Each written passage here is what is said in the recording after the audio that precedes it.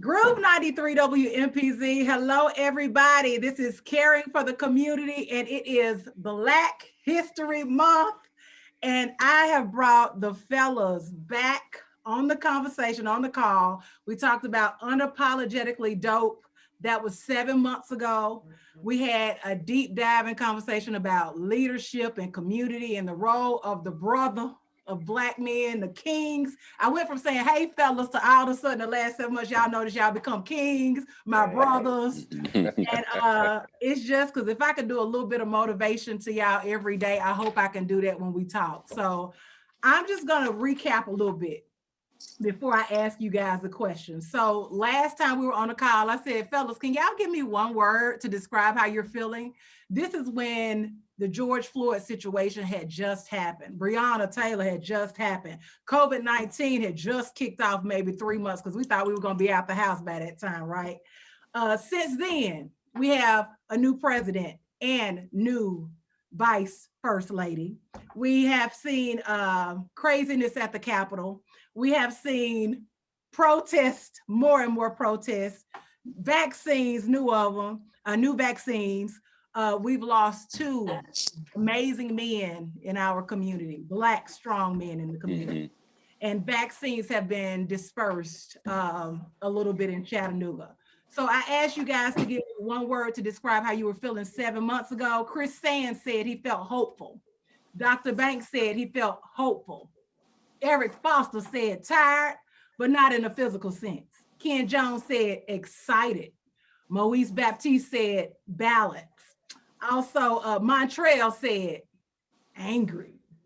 I have a few more that aren't present with us today, but one who was a leader and was on this call and said so much, and rest in peace to him, Chris Ramsey. He said he felt inspired. I'm trying not to tear up because I'm amongst fellas, so I'm gonna try to as cool as I can. But I'm gonna go with this group and I'm gonna ask you to give me one word to express how you feel today, 7 months later after our first conversation. I'm gonna start out with Marcus Shaw. Donna, thank you. Marcus, your word was prayerful. Go ahead. Okay, good to remember. My word now is focused. All right. Ken Jones. The word today is intentional. Moise Baptiste. You're on mute. He's on mute. Still balance. Balance. Dr. Banks. Wow. Ken did intentional. Excited. Yeah, I'm really excited. I'm really excited. Eric Foster. Relentless. Chris Sands. Determined. I said it before. He said last time he was angry. We're 7 months out, Montreal. I'm gonna let you fold it up right here. What's your word? Hungry. Hungry for it. So what do you mean by that? What does that mean? Oh man, just with everything that's going on, it just made me want more. It inspired me to go get it now because tomorrow's not really promised. So that's why my hunger has increased. So I went from angry to hungry. All right. So when we think about 7 months ago and where we are now, and I'm just gonna go based on, let's talk about work a little bit. We're gonna talk about it just a little bit, then we're gonna come out. So at first, when we first started this journey, we had people asking us questions. So they asked us about race. They asked us about how we felt. They asked us about diversity, equity, and inclusion. So where are you now when it comes to your workplaces, what you do in the community?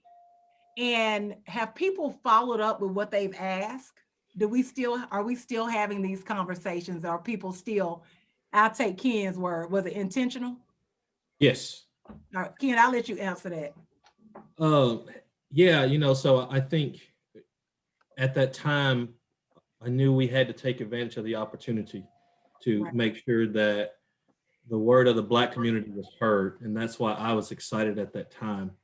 And through the evolution of everything that has transpired, I am being very intentional about my conversations and who I have those conversations with. So it's still going on in the workplace today. We're still having those conversations very vividly and very intentionally and very candidly as well. I'm having one-on-one conversations. We form groups to have discussions internally. As a matter of fact, even with our Black History display, if you go downtown and look inside of our windows in what we call the fishbowl, you'll see some very intentional Black history figures. And I'll even give you all this tidbit. There was discussions around whether this was a political display or whether it was a Black history display. There were some that did not want to put in the first female vice president in a female Asian and African American vice president in our Black history, meaning because of the politics, right? And I was very vocal about that. This is bigger than politics. This is not a political move. This is a Black history move.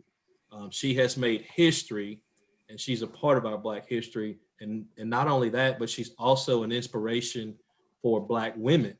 And so if we're going to be talking about diversity and inclusion, she is one of the prime examples of who should be displayed and the reason she should be displayed. So you can actually see our First Lady, Vice President Kamala Harris displayed in our windows, along also with Cool. our first Black president, Barack Obama. So those were some Cool. intentional conversations that was had. They were not easy. They were very tough, but the end result is where it needs to be. Marcus, up. Thank you, Ken. Marcus, I did want to ask you, how does it feel to continuously to have these conversations? And as you're having these conversations, are you backing down, brother, or are you letting your voice be heard on our behalf? No, I'm definitely letting our voice be heard. My word is focused because, in a very holistic way, we've had a lot of noise. Certainly for the past year and for the past several years, there's been a lot of noise around these conversations. In the physics world, right? Interference, just where you can't really get the right signal out, right? You can't communicate the right signal. And so I think right now, what Ken just articulated about kind of the fishbowl, right, with EPB, we know what we want to communicate now, right? We want to communicate that, and I had a conversation, I had an opportunity to speak to a group of folks last week. Right now, the main thing that folks have got to recognize is they've got to be willing to be led by people that don't look like them and be willing to lead people that don't look like them. And if you're not willing to do that, there's no place for you in this community, in this country, right? That we've passed that time. And Right. so, the country's spoken, there was pushback, and the country spoke even louder about that. And so I think now is a time where we gotta, double down on the rigor and with which we're talking about diversity, inclusion. But really, for me, it's really about leadership. That's where I'm most concerned. I look at all the brothers on this phone, and I've been, I'm not active on social media, but I've been thinking a lot just about, Chris Ramsey and Warren Logan were two of the first brothers I met when I came to Chattanooga. I had lunch over at the old, what's the one market, 212 Market Street, 212. is 212 Market, right? That was back in 2016. And Chris worked right upstairs from me, right? When Tech Town was in the Edney. And I'm just looking at how irreplaceable they are in the moment, right? And that our pipeline of leadership, we've got incredible brothers on this call, but I want more CEOs, right? I want more political leaders, right? And that's not a political comment, but again, we got to be led by people that don't look like us, and that's as a community, right? And we got to be willing to do that. And so I'm really focused around how do we feed the recruiting level at companies and other institutions, but also how do we advance and promote the rising stars to the level that they need to be at. One of the quotes Chris Ramsey left us with last time was, we're going back and we have to continue to carry the torch. I wanted to pass the torch along to Montreal, to Troy, to Chris, to so many. And not only I want to be the guy that's behind the scenes, but it's time for me to pass the torch for those fellas to move forward. So Troy, I'm going to ask you because I haven't heard from you yet, but one thing that you said last time is that, I'm going to see if I can do it in your voice. We can't stop. We got to keep moving. We can't stop. We got to keep moving. You better know it. You better, man. We gotta keep. We gotta keep moving. And I say this all the time. You either gonna put up or shut up. And it's time. Out for like I say, all the talking, man. It's time to get busy. Pedal to the metal. I'm even trying to grow. I'm a little bit hard around the edges. So I'm trying to work on my presentation because sometimes I can come off and it can really be not that good. So I'm also working to get in some of those circles. But I say this, man, you're going to inspire, you're going to expire. And it's time for us to inspire, everybody around us, and I'm very, when I get around white America now, I'm not backing down. I'm looking in the eye. I'm trying to break their hand. When I shake their hand, I'm looking them in the eye. I'm not giving them no pass. I'm not going out to drink no tea. If we're gonna go out, we're gonna talk about some issues that gonna change the community. And like I said before, at the end of the day, we need some money. All that other talking about, oh, brother and brother this and brother that. Man, I'm done with that. You know what I'm saying? Put the bread where it's at. I'm done, y'all. Well, thank you, Troy. I tried to do What up, Marcus Shaw? What's up, baby? It was good, man. Look, I was trying to do your impression. Mine came out a little bit more like mystical, but Troy, I did the best I could. So here I go. I'm gonna keep going. So what I've realized since last time is that, and I said it on a call with my job today, my full-time job, was that it's going to be frustration on both sides sometimes. And even though the questions are being asked to us sometimes, it is our responsibility to have those teachable moments. So I like to give a scenario, and Eric, I'm getting ready to swing to you a little bit after this scenario. So I walk into an eyeglass shop, and I actually had a post on Facebook, didn't post who it was, but walk into an eyeglass shop and I say, hey, I'm looking for a pair of red frames. By the way, I don't name drop what I'm wearing, but these are Michael Kors. I just want y'all to have an idea where I'm going with this. So I walk in, I'm like, excuse me, I am looking for some frames. Could you tell me I want those ones, that one right there? And she says, oh no, those are too expensive. So I say, okay. I said, well, Donna, ignore that comment. And I went on over and then I said, well, excuse me, what about these right here? She was like, I said, well, how much? Tell me how much those are. Then she's like, what type of work do you do? Oh, wow. No, she didn't. Yes. So as Black men, I know y'all understand this. And as a sister, I deal with it all the time because I got a lot of groceries one time and somebody said, okay, you must be, this is food stamps or EBT. No, ma'am, this is cash just today. But and even if I was that sister or brother, so what? Never call somebody out like that. But one of the things that I realized in that moment was it's my job, because people say I won't spend my money and I'll keep going, but there's a teachable moment in that. So I picked up the phone and I called that place and told them what happened. And they did apologize, but there's a teachable moment right there. But Eric, one thing that you said, it's time for us to teach our sons to think like superheroes. We have to go the extra mile to ensure our children are safe. That's something we have to do. Since 7 months ago, are you still having that same conversation of protection when it comes to your children, to your son? Oh, yeah. I'm gonna ask Eric that real quick. You're on mute, Eric. Sons, daughters.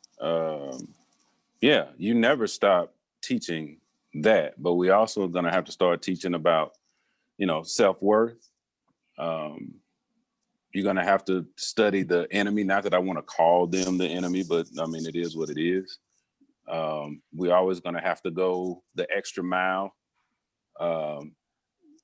just to not even sometimes get the equivalent of what they already have. But no, man, like the word that I used was relentless, and that's going to be in every aspect of our fight.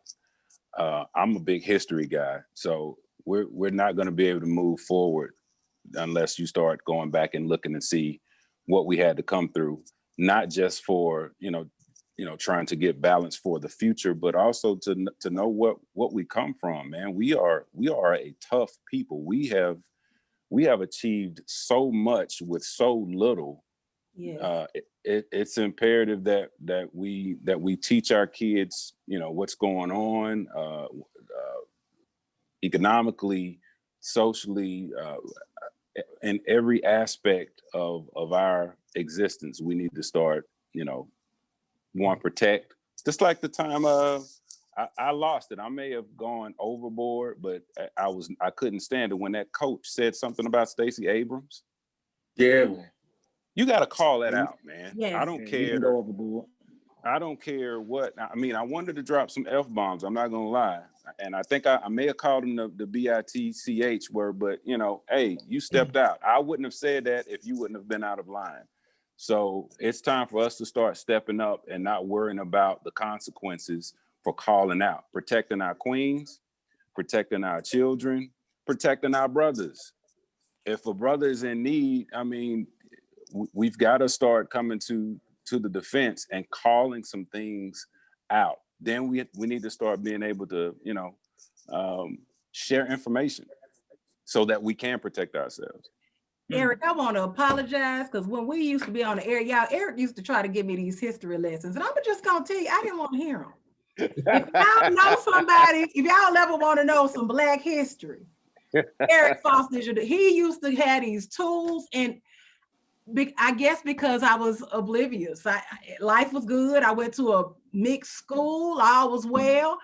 And I'm going to tell you, the last 6 months, I think I called Ken the other day with like 5 or 6 history points that I didn't even think I know. I'm spouting them out. I'm proud of myself because when people say you have to know where you come from to know where you're going and to think about the legacy of Mr. Warren Logan, who served as a CEO in this community as one of the only Black CEOs in a land of white people. Sorry, I love white people. I don't want to come off like that.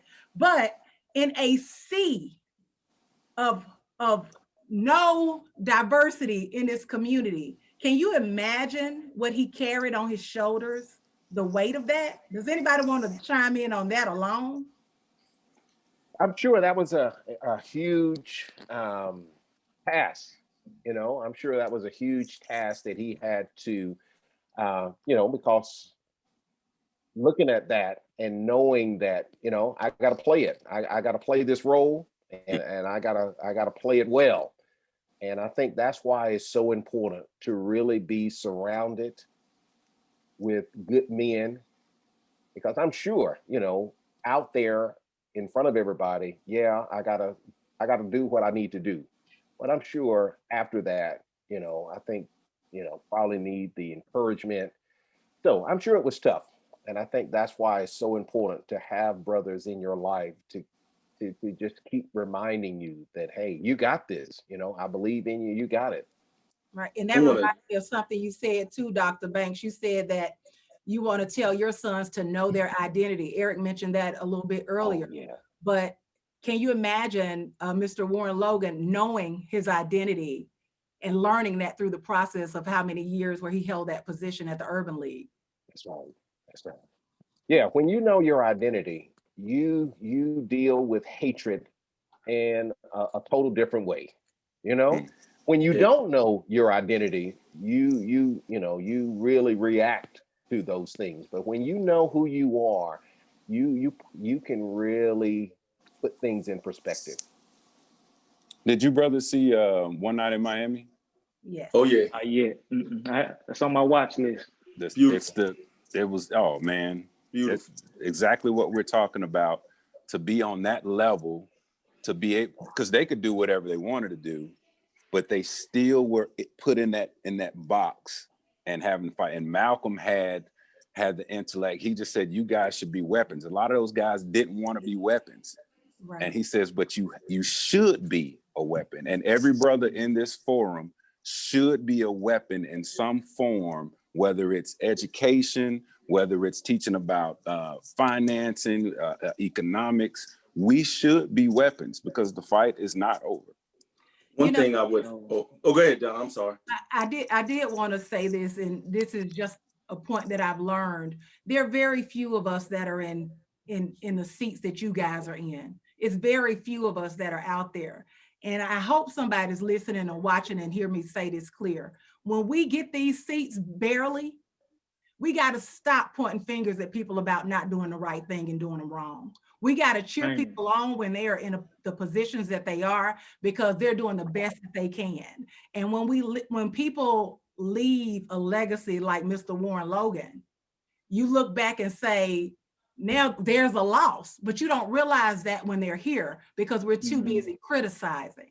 So I just want to take a pledge just to say we're going to stop criticizing, and how can we work to make our brothers and sisters alongside of us, behind us, and before us? Because the people that are behind us, we got to stop diminishing the people behind us, the little kids and the older people. Those people all. I'm glad you said that. One thing you said, Montreal, I'm glad you said that, Donna. This is what you said, Montreal. You said there's no progress in how we treat each other. That's where I got that from. 7 months ago, you said that. Do you think there's any progress on how we treat each other? Oh man, that's what I was just about to touch on. And you said it, with Brother Ramsey passing the torch on. But to your point, as far as sitting in seats, what about the folks that are sitting on the ground? They don't have a seat to sit in. Those are the people that we need to be fighting for. Those are the people we need to be standing in the gap for. But to go back to the point about passing the torch, we need to have more Chris Ramsey. I think Pastor Adams said it best. Chris left this earth empty. He left it with nothing else to give, and it gave me a better understanding to why he left this earth so early. But we need more torch passing. We need more, like Eric said, sharing information. We need more information resource sharing. We're not asking for any dollars. No, show me how to get it. Show me how to fish. Show me how to fish. I can go catch my own fish if you show me how to fish. In terms of saying, show me where the money at. I can go get it myself. Just show it to me. Show me where it's at. Show me how to write it. Just pass the resource, pass the torch. Stop holding on to stuff. Move on, and it's okay. That's all I got. Thank you, Montreal. Chris Sands, you did a quote from Dr. Middlebrooks. You said, "Together we stick, divided we are stuck." Yes. Are we stuck? Are we sticking? Everybody started like, Ooh, Donna, that's loaded. That is loaded. That glue getting hot, baby. What you said, that is loaded, Donna. First, thank you so much for allowing my brothers and I to be on this show, and I'm honored to be on here with such great men, Black men at that, and not only that, but men in different spheres of influence who are already pushing the envelope forward, and want to see it delivered. And I'm talking about the envelope because of the fact that in order for an envelope to be shipped, it first has to be licked. And all of us are doing a lot of licking in order to see some things delivered. So to answer the question, it's at a place where we have to continue not just to have conversations, but we have to what Mark said earlier, make sure that we're having different spaces where we're able to give our voice and lend our voice, but then also teach them how we need to be led and teach them how we lead others. And that's so pivotal in this time in order for us to go to the next generation, because what we do not just affects us, it affects everybody that's connected to us. So we have to stick together. We have to bring it in. And if we don't, I'm afraid, and Eric, correct me if I'm wrong, if we don't educate ourselves and do what we have to do, then history will repeat itself. And we will find ourselves further behind if we don't stick together and learn and grow with one another and say, you know what, I want to see you win. I don't care what space you in. As long as you have a heart to serve and you're doing it for the right reasons, don't have a problem with it. But then also, as a brother or a sister, call you out when you're wrong, because we want to see you corrected so we all can be better as we move forward, as we stick together. I hope that makes sense. Yeah, it makes sense. Mo, I want to ask you actually the same question. Are we stuck? Are we, did we stick? No, because I believe that change is inevitable, and that we talk about life is dynamic, never static. Even the smallest change is change. It's never going to happen to the speed that we want. But again, I'm balanced and hopeful because I do see changes. I do see things coming. I'm starting to see the evolution of this city. Just personally, as far as these opportunities that I'm taking advantage of right now. I'm extremely hopeful, and I am in a place of I don't know what the word I'm looking for. Optimistic, because I know that change is inevitable. So as long as I continue to believe that, I think we're moving in the right direction. All right, thank you for your positivity, but I'm gonna switch gears a little bit. I do I do want to ask y'all this. When y'all saw in real time what happened at the Capitol, what's the first thing you said after you said the profanity? What's the first thing? What's the first thing that came to mind? Chris Sands, I'm gonna ask you. First thing. You would come to me first. Well, I have to keep it safe with the pastor. Listen. Transparent moment. I was like, you know what? We have always been portrayed in the negative light. Mm-hmm. And I'm actually glad it's not us. Oh, wow. Because okay, go ahead. Okay, and follow what I'm saying. And what I mean by that, I'm not racist by no means, but a lot of times, until you see people that look like you act ignorant, you'll never understand ignorance.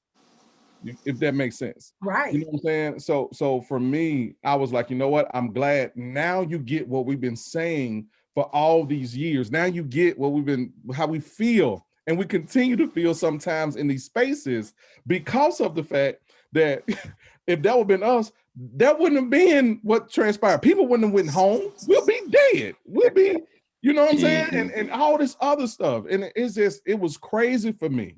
So I said that because of the fact that now it brought reality to what we have been speaking and preaching for generations. That's right. Eric, what did you think?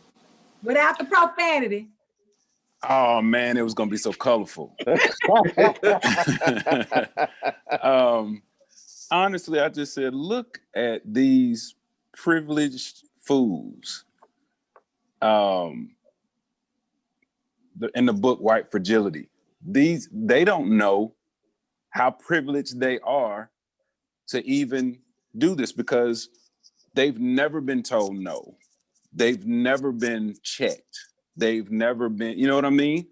And it was a shame. The thing that really upset me was, where was this anger when Trump won? I mean, you guys won. The system worked when Trump won. It's the same system when Biden won. Now you just didn't get your way.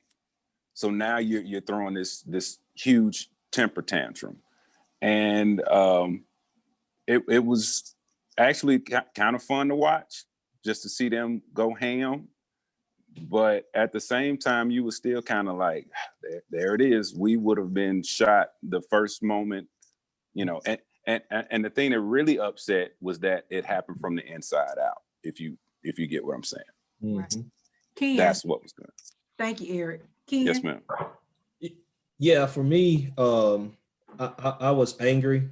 I was mad, and I also took an opportunity with it as well, because there were several people that talked about the Black people that was rioting and looting and how negative it was. And you know, you can be angry, but you don't need to be tearing stuff up, and you don't need to be burning stuff down, and you don't need to be doing this, and you don't need to be doing that, and blah blah blah, right?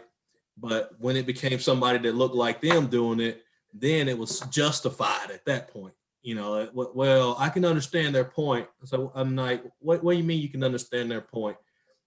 These people had an insurrection and invaded our capital. Not just invading our capital, but there was business going on and happening at that time for the country. And these people just basically barged their way in, broke windows, broke doors, tore places up, had one of the security guards smashing him in between the doors. You can go on and on and on. And you can tell this was strategically planned. I mean, you talk about guys walking up in there with straps that, you know, you see the drug task force hitting somebody's house, or SWAT coming in with to tie people up. So these people had a bigger plan than what actually transpired, at least in my opinion, and what I think and believe. And you know, it was funny, it wasn't funny, but even after the fact, you saw all these memes saying, we don't want you to kill them like you do us. We just don't want you to kill us like you didn't kill them.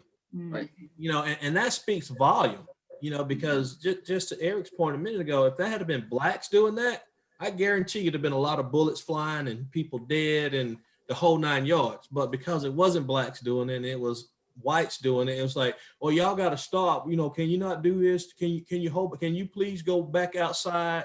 You know, it's a whole different ball game. And I use that to have a lot of conversations internally with a lot of people that, you know, talked about when Black was riding and looting. So that's just how I feel about it. I you know, that's the pot calling the kettle black, except they ain't Black.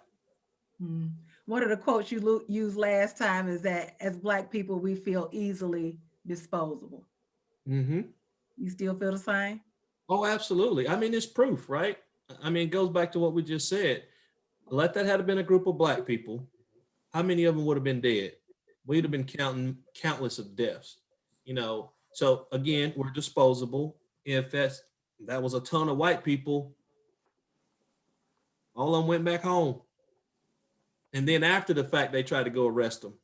So let us think about it for a few days. Let us mull over it. Let us sit around and figure out what we want to do, how we want to do this, what we want to charge them with. Marcus, how does it feel to be a Black man in America now? Well, I may give you an answer that may be a little anticlimactic, but it doesn't feel much different. I think one of the things that people underestimate is we've been living with this moment. You know, in my case, 44 years, and I think everybody on this phone, give or take, you know, 10 either way, right? There's a healthy skepticism in the fragility of America that's required to be a Black man the same, right? Like, you cannot accept just the kind of Orwellian view of this country as a Black man and be sane, because we always see the counter, right? To Ken's point, we see, you know, the impunity of the folks that the cell that attacked the Capitol, right? That was not a mob, right? He didn't incite a mob. President didn't incite a mob. He activated a cell. Mm-hmm. Right? I grew up in DC. I grew up at Capitol South subway station for 13 straight years, which was diagonally across from the Capitol. My father worked in the Library of Congress, from a military and a federal government family. I've looked at that Capitol every day. I've walked every step in that Capitol and most federal buildings. You cannot get in a federal building after 9/11 without going through a metal detector. You can't get in the Library of Congress. There's nothing to protect there but books, right? So what we saw was a manifestation of something much more serious than what we actually thought it was, because what it implied is that there was, cooperation on the inside. And so the first thing I thought was, you can't walk up in the Capitol like that. Everybody that I know that works on Capitol Hill, that works in that vicinity, received text messages and emails from their administration a week in advance, saying you should probably stay home. This did not sneak up on anybody. And so, knowing that we know that and what still took place, knowing that the people that were participated are over-indexed to law enforcement and military that participated in that terrorist cell on the Capitol, makes us question, right? Are the structures that in place, are they fair? Are they inherently fair?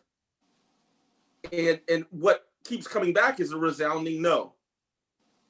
And nobody on this call, I think, thought that it was fair. So if anything, a little bit vindicated in that, our intuition is correct. And now how can we hold people accountable and get them out of the logic trap, which folks have been living in?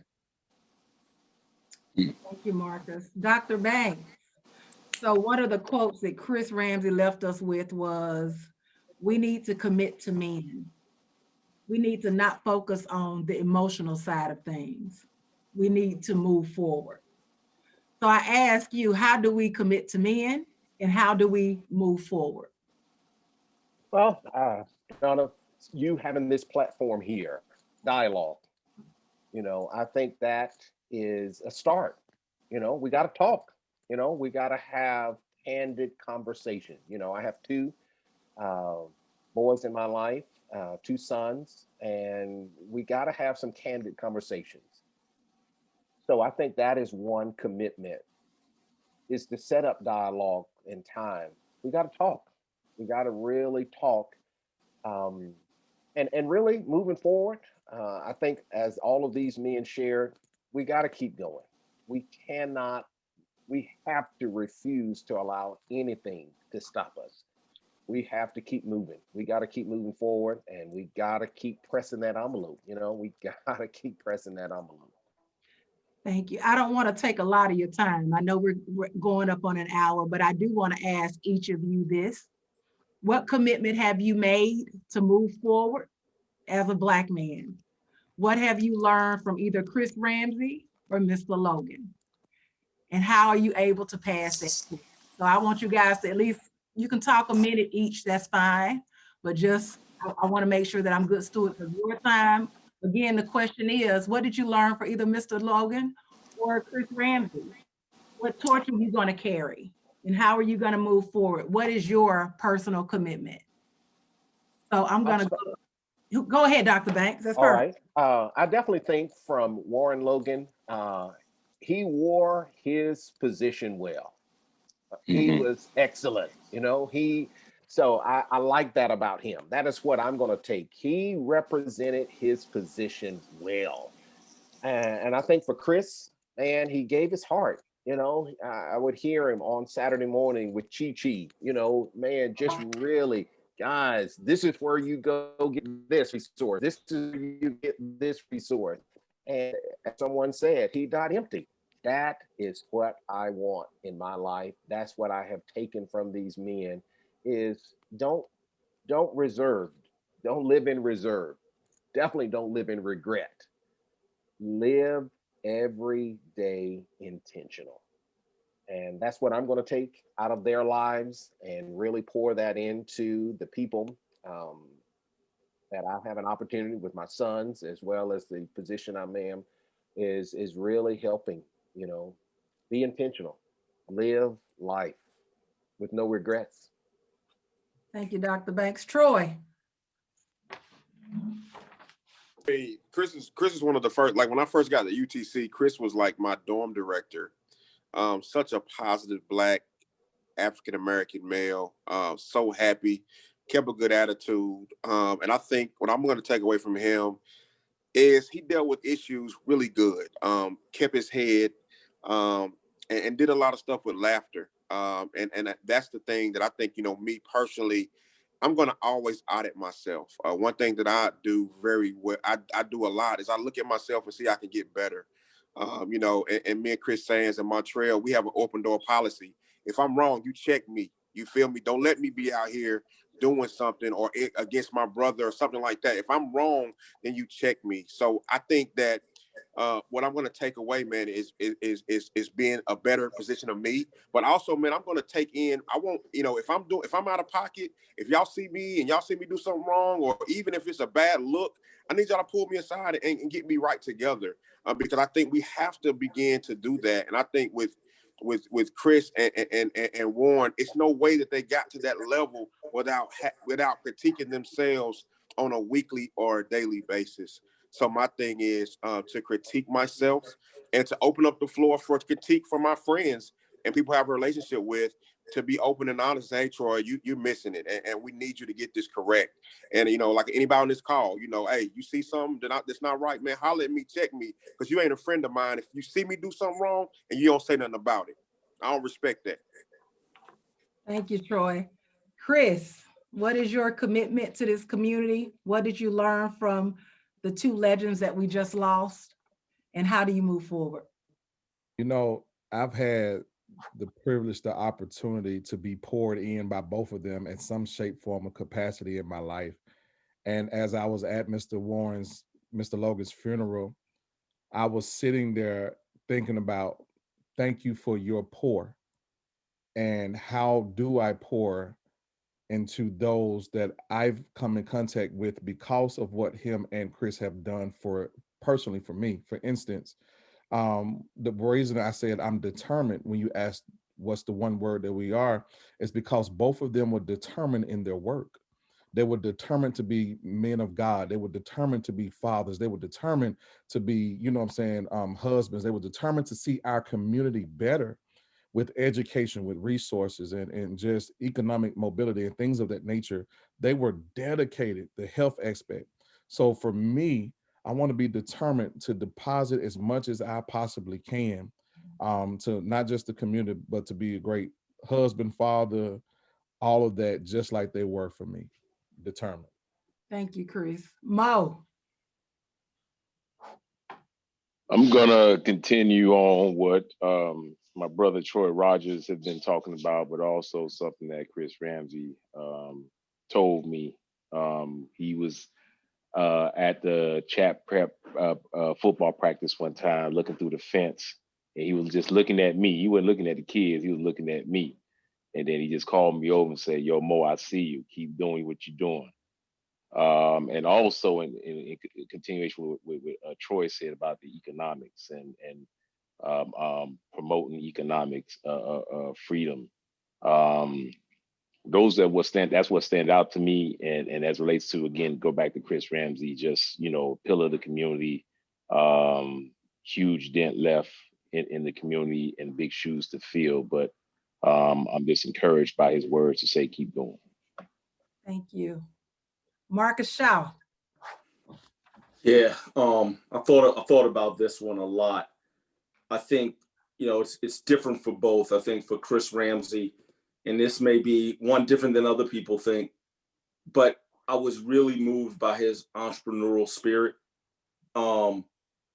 Chris was, Chris had all the corporate training and corporate success that somebody could ever see. But, you know, we talked as he was moving on from Tech Town, and Chris seemed to be a man that really wanted to own his own path. And to me, that spirit was as strong. You know, he didn't want to waste a day or a minute of his time on an agenda that was not focused on what he thought was valuable to the community. And that's special. You know, there are very few people, even on this call, that have the courage to do that. We waste a lot of time on other people's agendas, other people's volitions. And, you know, it's the spirit of giving that does that. But for some people, you got to have the courage to say the best gift you can give is your focused attention on the things that you believe are going to move the world. And so I that's what I took from Chris. He didn't waste. He did, you know, like Montreal, he left this whole empty. He left this world on E, man. And that's a privilege to be able to do that. And that's what I take from Chris. You know, from Mr. Logan, I think, and this is where I want to leave my legacy, right? And as you know, like I'm moving and we'll be spending less time in chat, but the thing that I took from Mr. Logan, had the opportunity to work with him pretty intimately on some things, particularly for Black folks, we've got to be networked. Like the local focus is important because that's us there. But, you know, the way that we came into this community and into this country requires that we have our network and our tentacles and our lines of communication to people outside of Chattanooga as well, because that's what strengthens us. To be able to call somebody in Tulsa, or somebody in New Orleans, or somebody in Cleveland that's doing something very similar to what we're doing. I look, you know, the work Montreal's doing. There's schools across the country with a similar mission, right? The work that Ken's doing. There are people in Ken's leadership capacity in communication companies and other companies throughout the country, right? Are we tapped into them, and are we leveraging the power of our network? And that's what I got from Mr. Logan. And that is, you know, one thing that I make a commitment to Chattanooga is I want to help, you know, everybody that's here and everybody that's not here extend their power and their influence, not only to Chattanooga, but outside of Chattanooga for the benefit of the folks in Chattanooga. Marcus, congratulations on actually taking the next step to your career. You know, leaving Chattanooga. We'll find out what it is. Let me know. But hey, you took the step, and you know, we want to say everything. Thank you for everything that you poured into the community while you were here. We appreciate you, and we know you're not done with us because I might have about 3 more of these calls. So. I was trying to put all of my guys that were from Chattanooga last. So Chris Sands, excuse me, but I know you are homegrown Chattanooga. So I'm gonna go to Ken Jones. So for me, I've had various interactions with both of those men, and to things that have already been stated, both are great men and leave an amazing legacy and big shoes to fill. But I think for me, if I look collectively over both of those individuals, there's 2 things that I get out that I want to make sure I continue to carry on. And one is being a resource, making sure that I can be that connector to a little bit to what Marcus was just saying, utilizing our network to bring whatever resources are needed. I mean, if you think about Chris, and when somebody needed something, he had an ideal or a plan or a place to send you to get that help that you needed so you can be taken care of. So I really like that aspect of being that resource. And the other piece that I think really solidified both of those individuals' legacy is their servanthood. They were both very humble and very intentional about being a servant to their communities and all those that needed their help and their assistance. So those are 2 things that I really grabbed from both of those men that I want to continue to do, and that I want to make sure is a part of my day-to-day life, is connecting people when they need to be connected and just being a servant to those who need to be served.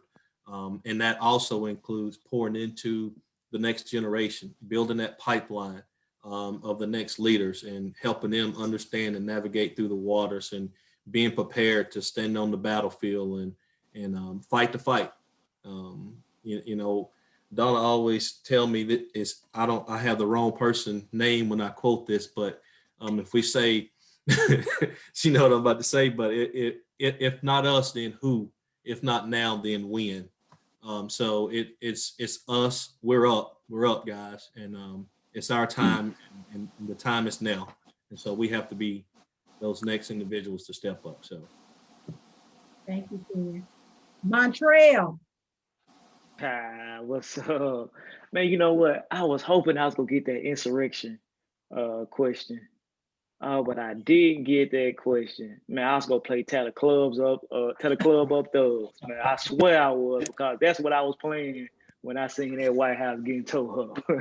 I mean that Capitol building getting towed up. I thought it was just hilarious. But anywho, I can't really speak on Mr. Logan. Didn't have the opportunity to meet and really talk to him. Hate I didn't get a chance to. I wish I could have, but I'll tell you something. One of my last conversations, and the conversation that has stuck with me from one of the many conversations we had with Brother Ramsey. I'm not going to put all the words he put in it. But Brother Ramsey said, Montreal, you know what? Go get your own, you know what? Because at the end of the day, they will get rid of you when they get tired of you. And that has stuck with me. And from then on, I just been trying to create my own thing. And I read a quote. I was listening to a podcast. I think it was Mike Tyson hot boxing with Mike Tyson. And one of the people on the podcast said, "We all have an expiration date.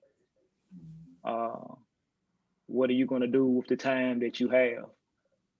So I'm going to live my life to the fullest. I'm going to pass this torch on. I'm not going to hoard information.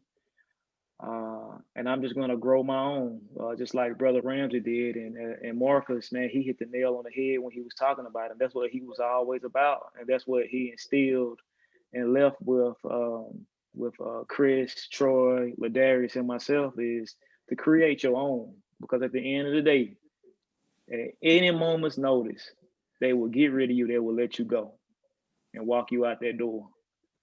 So that's what I'm leaving with. I won't let my expiration date catch up to me. I will use all the time I have wisely. So that's me. That's my piece. Eric Foster.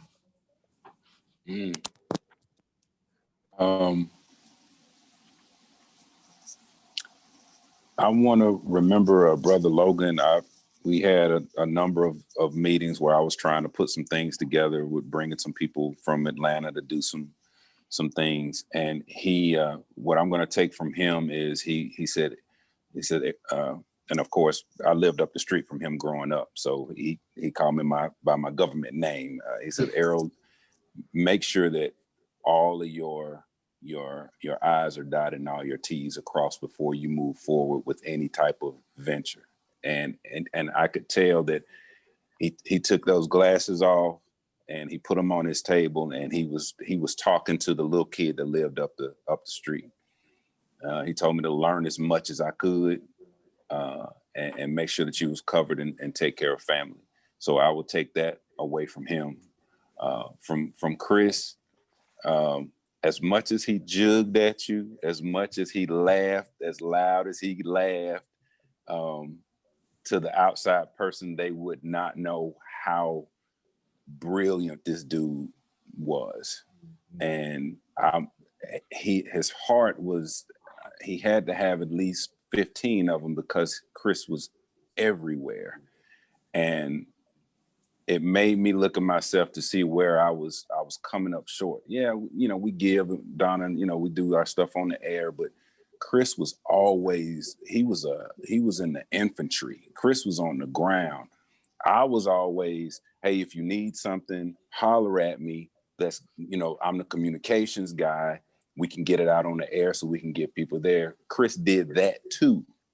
So I want to get back out and hit the streets and live in his memory. And not only that, my last thing, guys, let's make sure that we support Candy, and let's support Takora and support Donna and all of these sisters, because they are stepping up huge. And if we can get those sisters, Donna spoke some life into me last week that I needed to hear.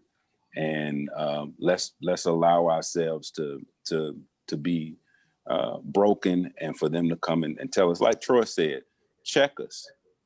Just go ahead and check us, because that's the only way we're gonna get stronger and be better men. Mm-hmm. All right. So the words I think about when I think about Mr. Logan and Chris Ramsey, these are the words that you guys said. Y'all said encouraging, confident, mentors, professional, brilliant, smart. I added kings, constant learners, compassionate, loud, big heart. And when I hear all of those words, every single word is the same thing I see with you all.